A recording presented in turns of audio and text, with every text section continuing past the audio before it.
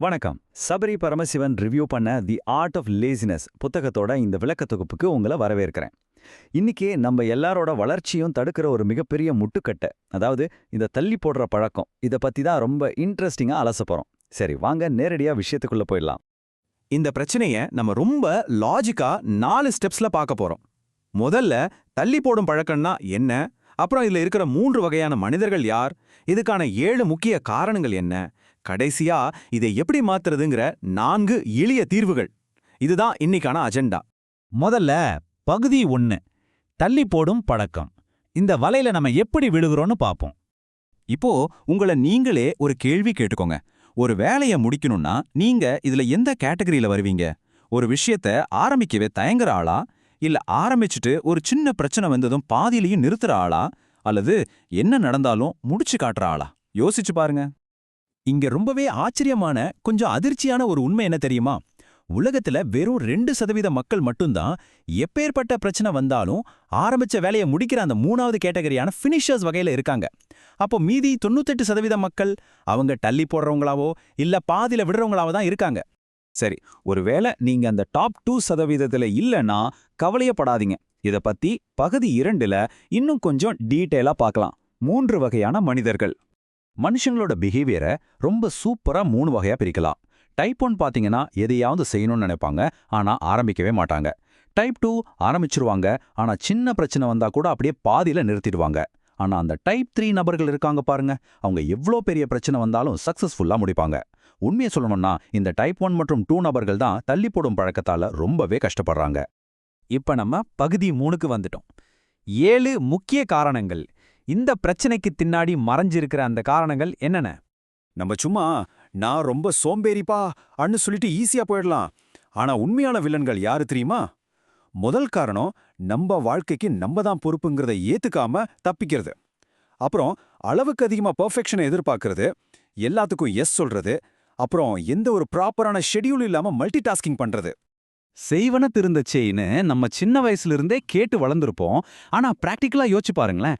அளவுக்கு அதிகமா பெர்ஃபெக்ஷனை எதிர்பார்த்தா ஐயோ தப்பு நடந்துருமோன்னு பயந்துட்டு அந்த வேலையை ஆரம்பிக்கவே மாட்டோம். இதுக்கு பதிலா சின்ன சின்ன குறைகள் இருந்தாலும் பரவாயில்ல, வேலையை செஞ்சு முடிக்கணும் அப்படிங்கிற அந்த கம்ப்ளீஷன் மனநிலை தான் இப்ப ரொம்பவே முக்கியம்.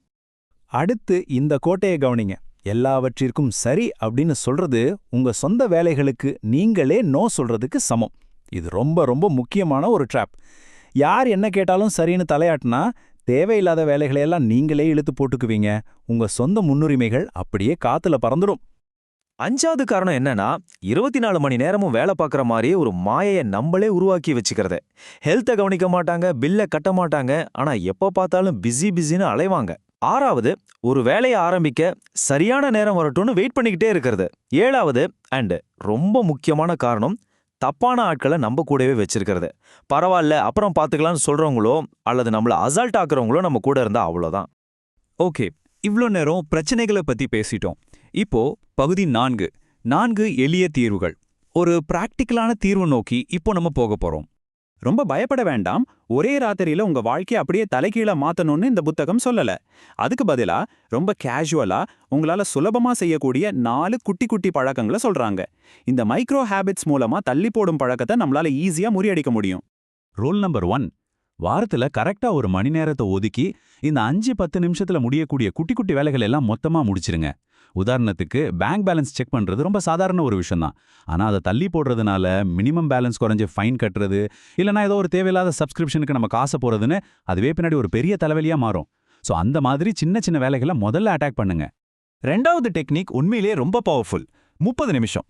நீங்க வழக்கமா எழும்பும் நேரத்தை விட ஒரு 30 நிமிஷம் முன்னாடி சீக்கிரமா எழும்புங்க. அந்த அரை மணி நேரத்தை இத்தனை நாளா நீங்க தள்ளி போட்டுட்டே வர்ற ஒரு முக்கியமான வேலைக்காக டெடிகேட் பண்ணுங்க. ஒரு புது வேலைக்கு இன்டர்வியூ ப்ரிப்பேர் பண்றதுக்கு கூட நீங்க இந்த டைமை சூப்பரா யூஸ் பண்ணலாம். 3வது, உங்களுக்குன்னு ஒரு ஸ்ட்ராங்கான ரொட்டீனை நீங்க உருவாக்கணும். அதாவது நாளைக்கு என்ன செய்ய போறோங்கிறத முந்தி நாள் ராத்திரியே பிளான் பண்ணிடுங்க. ஒரு சின்ன லிஸ்டா ரெடி பண்ணிட்டு காலையில எழுந்திருச்ச உடனே அந்த லிஸ்ட்டை ஒரு முறை ரிவ்யூ பண்ணுங்க. இது உங்க நாள்ல இருக்கிற குழப்பங்களை எல்லாம் நீக்கி எதை செய்யணும்னு தெரியாம நேரத்தை வீணாக்கிறத கம்ப்ளீட்டா தடுத்துடும். கடைசியா இந்த ப்ரொஃபஷனல் வெற்றிக்கும் நம்மளோட தனிப்பட்ட நிம்மதிக்கும் உள்ள வித்தியாசத்தை நம்ம புரிஞ்சுக்கணும். நிறைய பேரு வேலைன்னு ஓடிட்டு குடும்பத்துக்கான நேரத்தை தள்ளி போடுவாங்க.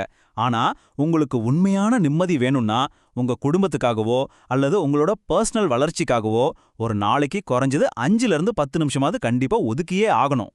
சரி, இப்போ நாம பார்த்த அந்த 4 தீர்வுகளை ஒரு குயிக் ரீகேப் பண்ணிடலாம். 1, சின்ன சின்ன வேலைகளை வாரத்துல ஒரு நாள் மொத்தமா செஞ்சு முடிங்க. 2, காலையில 30 நிமிஷம் எக்ஸ்ட்ராவா உங்களுக்காக ஒரு அட்வான்டேஜ் எடுத்துக்கோங்க. 3, முந்தைய நாளே உங்க ரொட்டீனை பிளான் பண்ணிடுங்க. 4, உங்க பர்சனல் டைமை எக்காரணத்தை கொண்டும் யாருக்காகவும் விட்டு கொடுக்காதீங்க. இந்த விளக்க தொகுப்போட முடிவுக்கு நாம வந்துட்டோம். இப்போ உங்ககிட்ட ஒரு கேள்வி. இப்பவே உங்களோட லைஃப கொஞ்சம் யோசிச்சு பாருங்க. இன்னைக்கு நீங்க முடிச்சு காட்ட போற அந்த ஒரு சின்ன வேலை என்ன? இது சும்மா ஒரு கேள்வியா மட்டும் பார்க்காம இன்னைக்கான உங்களோட டாஸ்கா எடுத்துக்கோங்க. மீண்டும் இதே மாதிரி ஒரு அருமையான விளக்க தொகுப்போட உங்களை சந்திக்கிறேன்.